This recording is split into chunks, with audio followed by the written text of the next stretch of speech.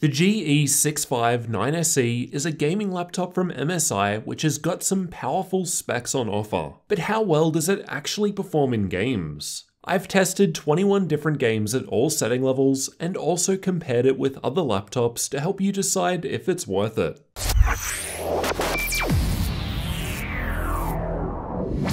I've got the 9SE version of the GE65, so there's an Intel i7-9750H CPU, Nvidia RTX 2060 graphics, 32GB of memory and dual channel, and a 144Hz 1080p screen. It's also available with RTX 2070 though. You can find different options and updated prices linked in the description. The MSI Dragon Center software allows us to set different performance profiles. I've tested with turbo mode enabled for best performance, which basically overclocks the graphics. I've also performed all testing with the fan set to cooler boost mode, and this increases the fan speed. We'll only be covering gaming performance in this video, so if you're new to the channel, you'll definitely want to get subscribed for the upcoming thermal testing and full review. Let's start out by going through all games at all setting levels, then afterwards we'll see how the GE65 compares with some other laptops. Battlefield 5 was tested in campaign mode, and I've got RTX on shown by the green bars and RTX off shown by the purple bars. With RTX on, it was kind of playable at high, but for a first-person shooter you'll probably want medium settings or below.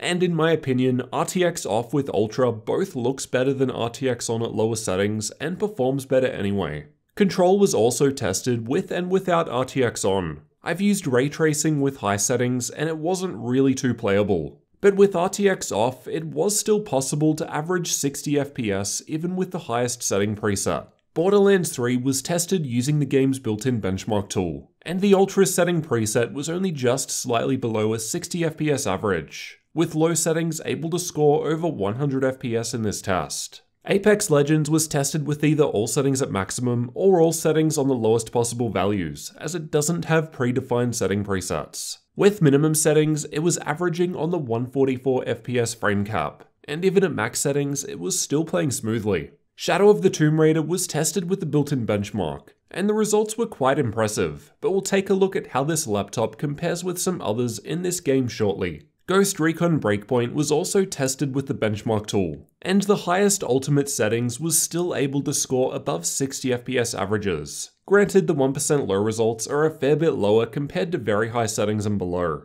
Wolfenstein Youngblood was tested using Vulkan, and there were minimal differences in performance between the different setting levels. Even with all settings set to maximum, it was still playing perfectly smoothly and taking advantage of the high refresh rate screen, so might as well just play with it looking good at the same time. Far Cry New Dawn was tested with the built-in benchmark, and as this is more of a CPU-heavy test and we've got an i7, the results weren't too different compared to other machines with higher tier graphics. Fortnite was tested with the replay feature, and as a less demanding game, even epic settings was playing well above 120 FPS averages. High settings averaged above the refresh rate of the screen, and low settings was almost double this. Overwatch is another well-optimized game and was tested in the practice range. Again, it was still playing well with max settings, with averages above the screen's refresh rate, and even the 1% low result at Ultra was able to surpass this too. CSGO was tested using the Electrical FPS benchmark, and as a game that depends primarily on CPU power, the results aren't really that much lower compared to other laptops I've tested with the same i7 CPU and different graphics. Dota 2 was tested playing in the middle lane, and as another primarily CPU-heavy game, the results at lower settings aren't really that much different compared to other laptops with the same CPU. Even at ultra settings, it's working extremely well. Rainbow Six Siege was tested with the built-in benchmark. Even the maximum ultra setting preset was able to average the refresh rate of the 144Hz screen that I'm using. And that's with a 100% render scale too. Metro Exodus was tested using the built-in benchmark. Most parts of the game perform a fair bit better than this, so don't take these results as a good indication of what to expect throughout the entire game. It's more of a worst case. The Division 2 was also tested with the built-in benchmark, and above 60 FPS averages were possible with the ultra setting preset, although we could almost double this with medium settings. PUBG was tested using the replay feature, and ultra settings was still able to run over 100 FPS, with around medium settings hitting close to the refresh rate of the laptop screen. Assassin's Creed Odyssey was tested with the built-in benchmark, and as more of a CPU-heavy test, the results aren't too different compared to other laptops with the same i7 CPU but lower graphics. Watch Dogs 2 was a resource-heavy game, but I think it still plays fine with a stable 30 FPS, so absolutely no issues playing it even with the highest ultra setting preset, as this was averaging over 60 FPS. The Witcher 3 was playing fine with ultra settings. The 1% low result was a fair bit lower compared to high settings. And given high settings still looks quite nice, I'd just stick to that for a good mixture of performance and looks.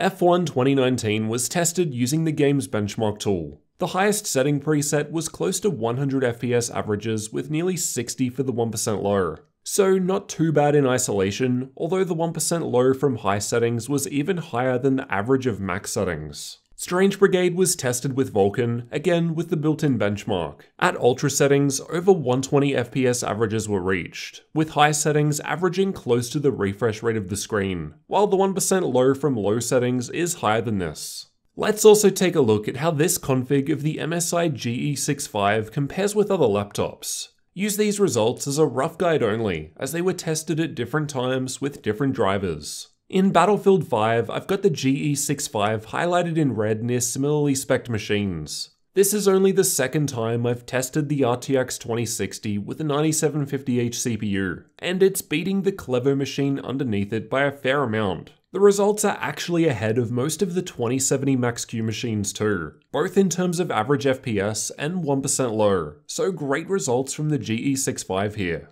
These are the results from Far Cry 5 with ultra settings in the built-in benchmark. Again, the GE65 was a fair amount ahead of the competition. Even higher spec machines like MSI's own GP75 with RTX 2070 graphics. These are the results from Shadow of the Tomb Raider with the built-in benchmark at highest settings. Again, the results are above average and in front of most of the RTX 2070 Max-Q laptops above it. Granted, not by much, but it's still winning with lower specs. Overall, we're seeing excellent results from this level of hardware with the MSI GE65 gaming laptop. The i7 9750H, overclocked RTX 2060, and dual-channel memory are offering good performance, which was higher than most other similarly spec'd laptops that I've tested. I've only tested one other RTX 2060 machine with the 9th gen i7, but this one was noticeably ahead. Though again, it is overclocked in turbo mode by default, which seems to be helping. The GE65 is also available with a 240Hz screen or RTX 2070 graphics, so if you want even more powerful, then that is available. Let me know what you thought of the gaming performance from the MSI GE65 gaming laptop down in the comments. I'll test out thermals in depth in an upcoming video, and the full review is still to come. So if you're new to the channel, consider getting subscribed for those, as well as future tech videos like this one.